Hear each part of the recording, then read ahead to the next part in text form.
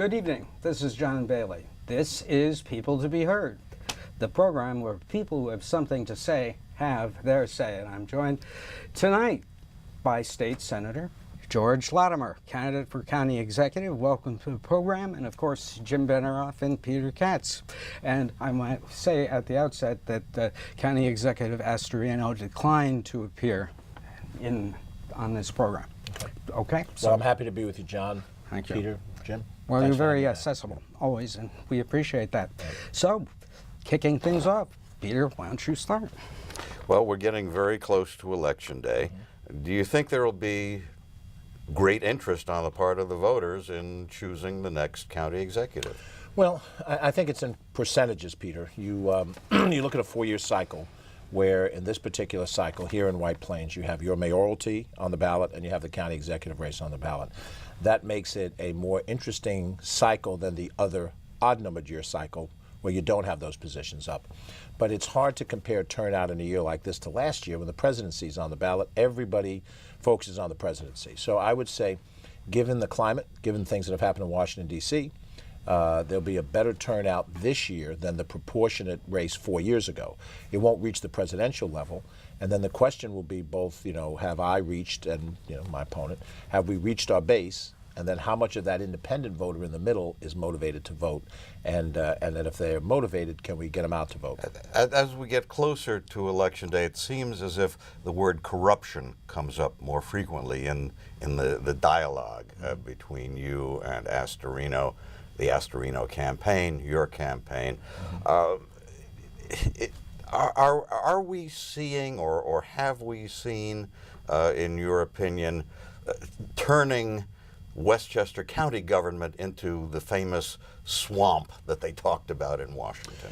Well, I think what's happened now is that there's a divided electorate, and and people on both sides of the division feel more passionately about what they believe in, and they're less willing to dialogue with the people on the other side of the divide.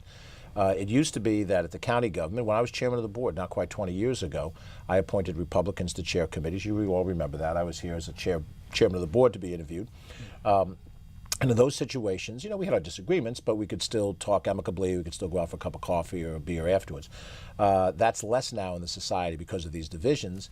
And I think, frankly, last year's presidential race was really divisive. You had rhetoric that was unseen in prior presidential races. The rallies that Donald Trump had really agitated the passions of people, and then it got a reaction on the left compared to the right. And some of that seeps down. And I'll give you just a quick example of it. This past week, 2 weeks for whoever's watching it, we had a debate at Iona College, Rob and I. And there were a group of 50 people there. That we had 50 tickets and he had 50 tickets. We had 50 people there. A couple of them, would outburst from time to time. He had an organized group of people chanting. And they chanted, an intensity with that deep male voice.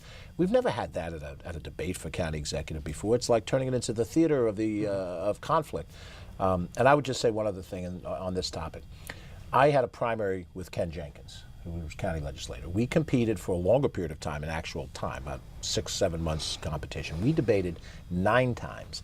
And in those 9 debates, and admittedly they were before Democratic groups, indivisible groups, and so forth, we maintained decorum. There was none of this raucousness. We had a certain level of agreement on policy. We had our areas of disagreement, and we conducted ourselves, at a certain high level. I've been in a lot of debates. You've seen the debates I've had, state senate races when I've represented White Plains, way back when I was a county legislator. I like what we have here tonight, which is you're going to talk. You're going to challenge me. I'm going to try to respond intelligently, and there's a give and take. But what's happened, I think, in the county executive race is there's a lot riding on the other side of the aisle. Rob Astorino is running not just to be county executive. He wants to be governor of the state. I mean, that's reality. I think we all understand that. And this race for him is a necessary step that he must have. And the people who invested in his career and invested for a long period of time, they cannot deal with the possibility that he might not win. So I think there's an intensity on that side. On our side, there's an intensity because of the pushback of the Donald Trump policies, and this is their first opportunity to go to the polls again and express their opposition to Trump and Trump-related policies. There's been an emphasis, so it seems, on personal stuff coming into campaigns. We saw it with Hillary Clinton, where where basically there were people who had spent 20 years building a case to try to tarnish her as a personality. Of late, there have been some personal issues brought up in the local campaign. Is that a trend we're just stuck with in politics rather than issues? I think it's a growing trend, and I have to be honest with you. Nothing in this campaign that I've done attacks Rob Astorino personally. I don't deal with his family. I don't deal with anything he's done in his personal life. That has been off limits as far as I'm concerned. But that has not been the reverse. He has gone after me on the matter of a family home, which I don't own.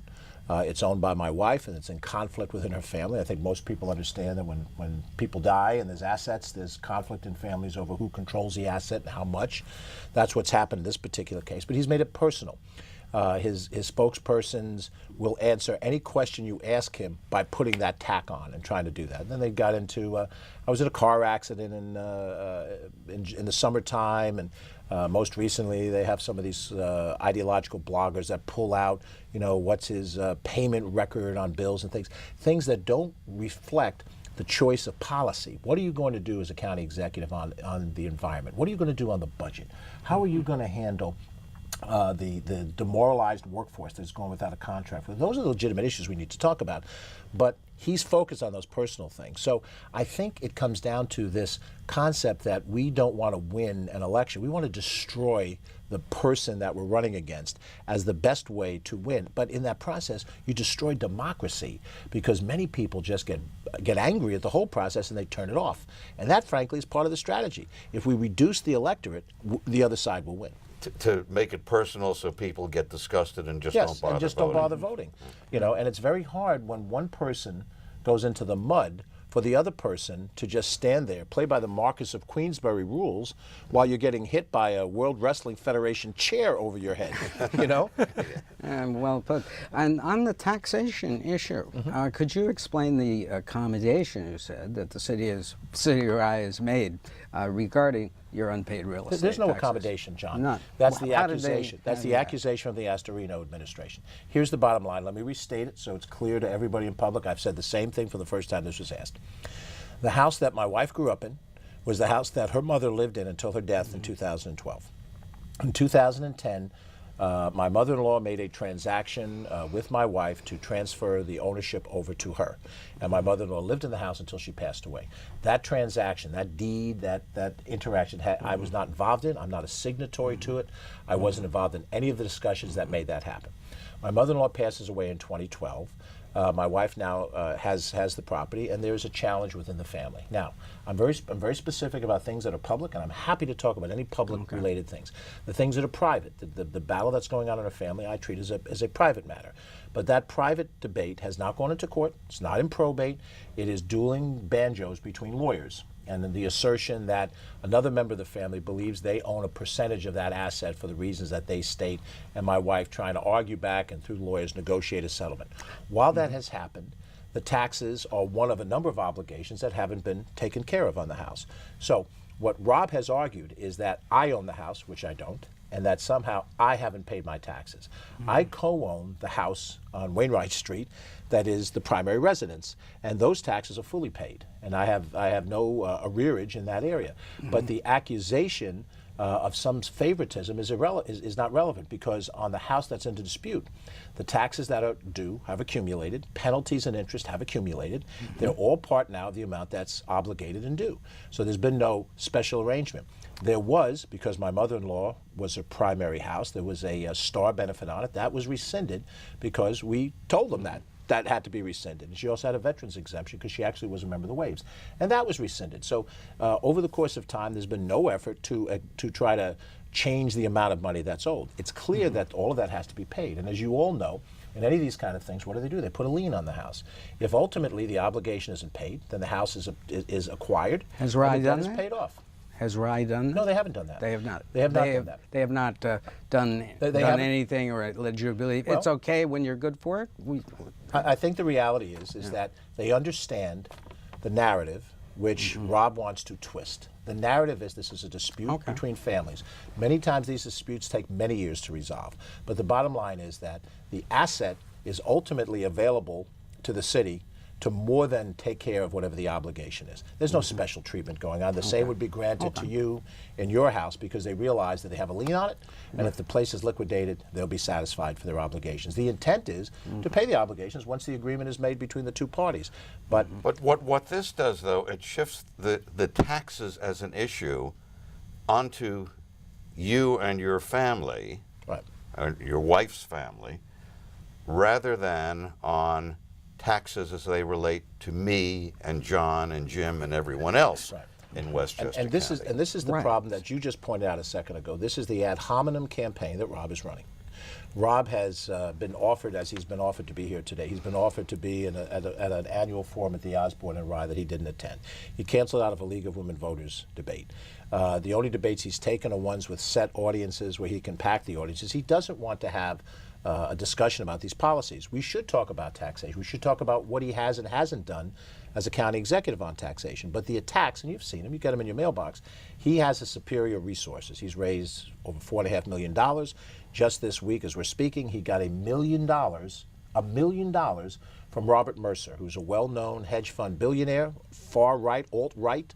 That's Breitbart's funder, that's Steve Bannon's funding, putting $1 million into the Rob Astorino campaign. So he has a 5-to-1 ratio over me.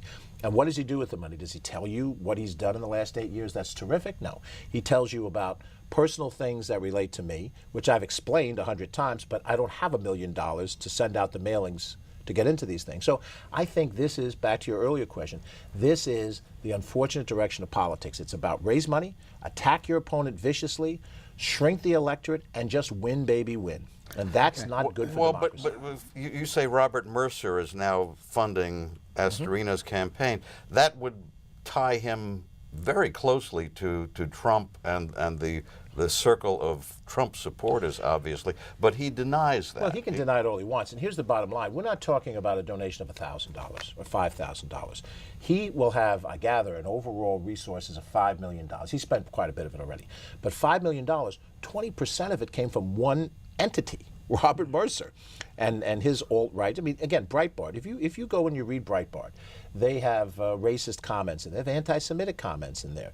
Mercer himself made a statement which is kind of unbelievable. He said, Robert Mercer said, that African Americans were better off before the Civil Rights Movement. That was horrible. And how could you say that? That Martin Luther King and Rosa Parks and Greensboro counter-protest, that blacks were better off before that? So when you have this kind of situation, I don't accuse Rob of these things, but when you accept that money, then you turn around and say, I'm my own man. I'm not doing Donald Trump's work.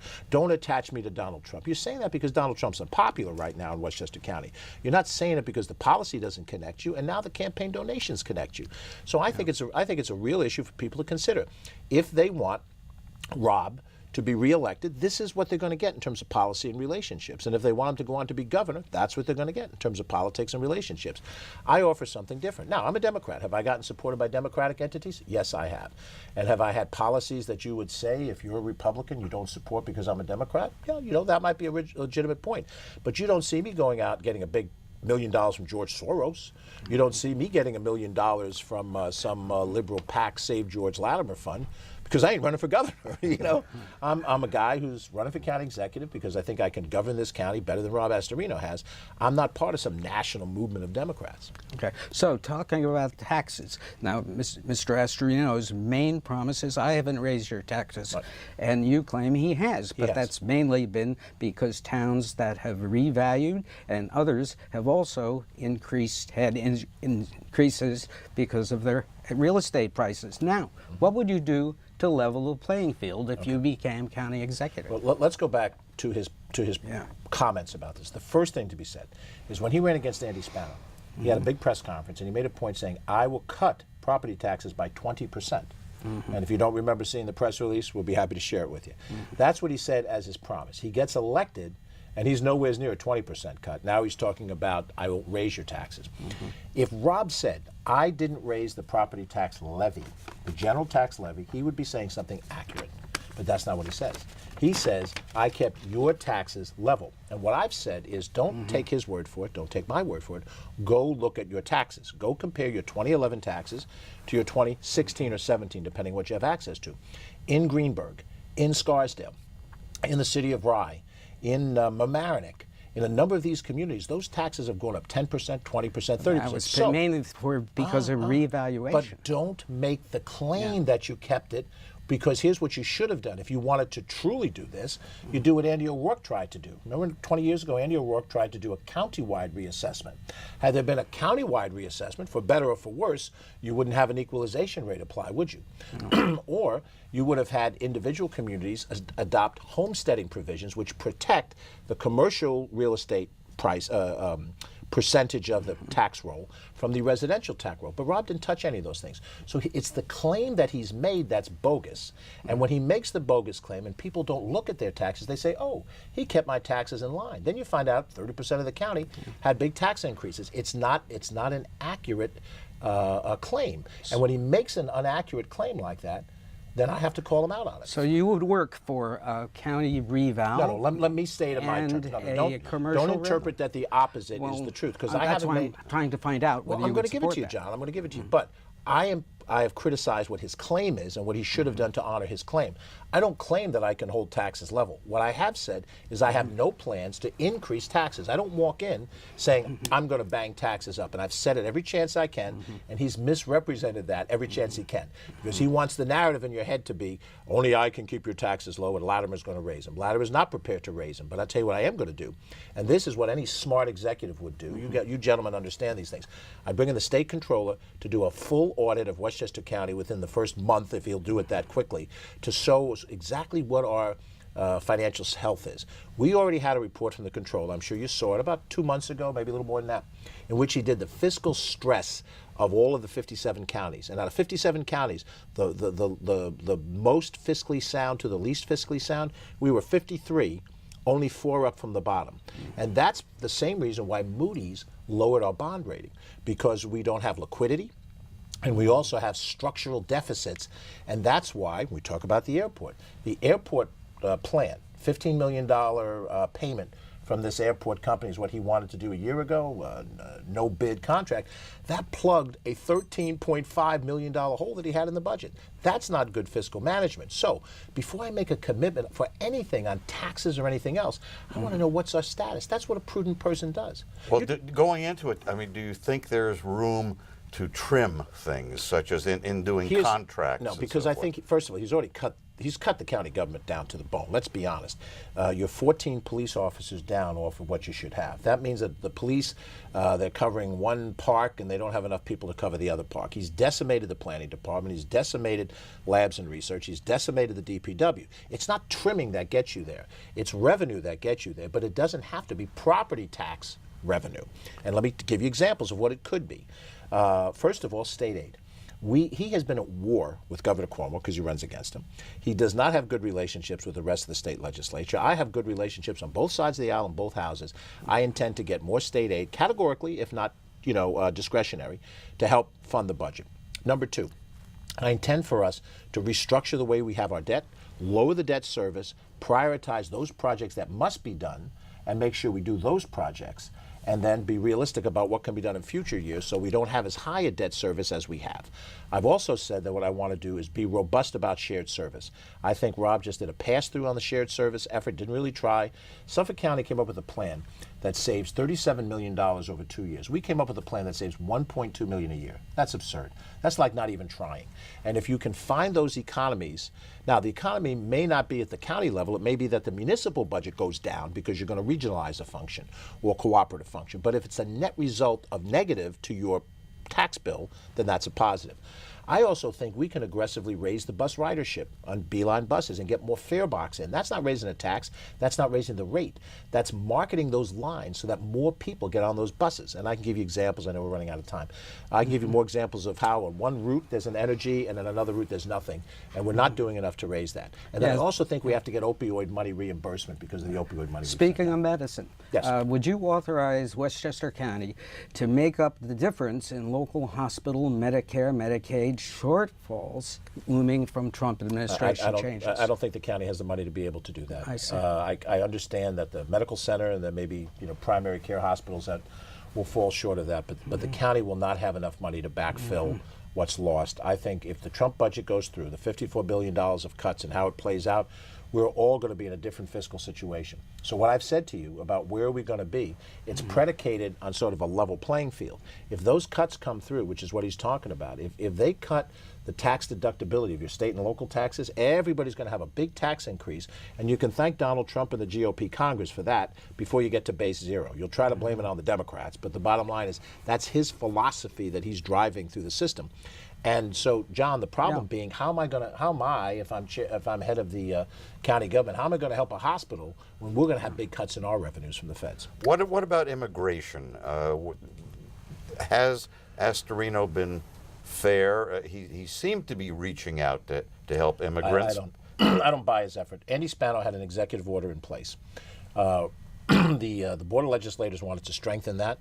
It was a bipartisan agreement. There was Republicans as well as Democrats that passed the Immigrant Protection Act. Rob vetoed it, and then he put his own executive order in, which weakened the Andy Spano executive order. And he said at the time, we have to be consistent with the federal policy on immigration. He said that. He said, we could lose $12 million in aid. He said that. Now, let me tell you, he didn't seem to care too much about being consistent with federal policy on housing, where we lost $35 million in aid because it was President Obama. So he fought President Obama. President Trump, well, we want to be coordinated with their policy. What I would do as county executive, excuse me, to start from scratch, I'd have dialogue with the immigrant community, those people who advocate for them, Board of Legislators, and also the law enforcement community, because they have an input on this. And I'd make sure that we came back with an executive order that I thought would do the best possible between all those players in the game. I'd put that into place, and then I would invite is a bad word because the Board of Legislators can do whatever it wants when it wants, but I would say to the leadership of the Board of Legislators, if you want to pass a law, dialogue amongst yourselves, let us be at least a party to listening it. We'll tell you if we can agree with it. Then if you put a law into place, that supersedes the executive order, and now you have a firm policy passed by it. And let me say this much. It's not sanctuary county status. That's BS. That's a political dog whistle to try to reach something. We're talking about making sure that community policing is the standard across the board. If you're a police officer, you want to be able to deal with people in the immigrant community who will tell you when people are doing wrong things, give you the tips you need. If you're a victim of a crime, that you're not afraid to come forward. That's what we're looking for. If we can accomplish that in the law that we have, and it might not look exactly like the law that was vetoed, then I think we can accomplish this. And by the way, I think we can put this behind us and stop making a philosophical conversation, which is really what Donald Trump wants to do. He wants to bang away, the wall and all that stuff because he feels it gives him political benefit where he has it. What would you do with the airport and with Playland? Right, two different contracts. On the airport deal is terrible. The one that Rob put forward in November, it's a giveaway. It's a sell-off. And to do it with a $15 million front-end payment, and then you wind up with 35 years. 35 years? I'm not going to be on the planet in 40 years. 35 years of $2 million a year. That's just a giveaway. And I question whether that was an honest negotiation or if there's something behind the scenes. Just the day before we go on airtime, a testimony came out where Rob Astorino has been identified specifically in an illegal pay-for-play deal involving this Jonah Reichnitz, who's testifying in a federal corruption trial. And it makes you wonder if he negotiated with Oak Tree properly and fairly, if there isn't something nefarious behind that. So what I would do, I come in office as county executive, I scrap that deal. I go back to the Board of Legislators and I say, this is your legislative priority. The county airport is a matter of public policy that should be debated by a legislature, not the county executive cooks up something behind the scenes and presents it to the board. I chair the board. I was a member of the board. I want the legislators to legislate. So let them discuss the issues of monetization. By the way, it's not a privatization deal. The airport is already privatized. You have the county owning the airport and contracting with Avports to administer it. Avports is a private company, so there's already a private-public partnership. Many years. So this is all, again, this is just sophistry. So I would go back to base zero. Now, between election day, were I to be elected, and the day that I take office, January 1st, the county executive may decide to do certain things. And I'm going to lean on the Merrill Garland principle from last year.